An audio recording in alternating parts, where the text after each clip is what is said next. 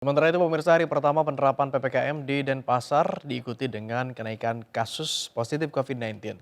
Tercatat dalam sehari kenaikan kasus positif COVID-19 bahkan mencapai 106 orang.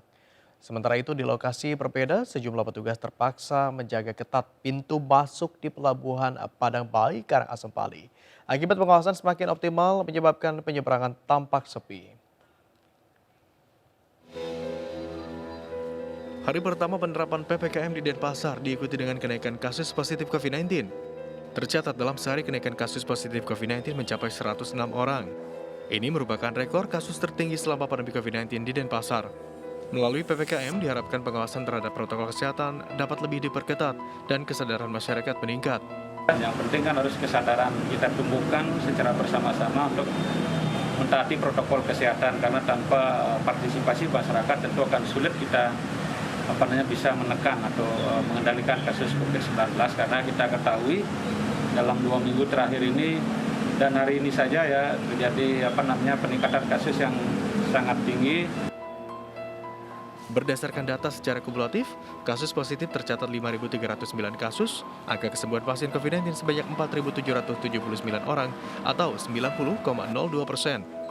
Meninggal 115 orang, 2,16%, dan kasus aktif yang masih dalam perawatan sebanyak 415 orang, 7,82%.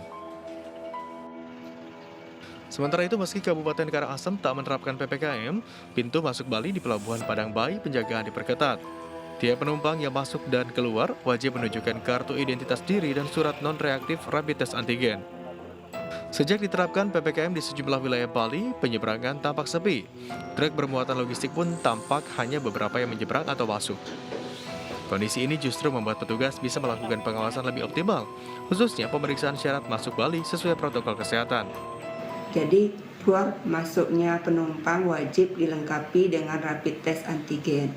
Seandainya penumpang yang masuk maupun keluar Bali belum melengkapi surat keterangan sehat hasil rapid test antigen, kita arahkan melakukan rapid test antigen mandiri. Dari Bali, Indra Ari, Yudhista Arista, Hanyus melaporkan.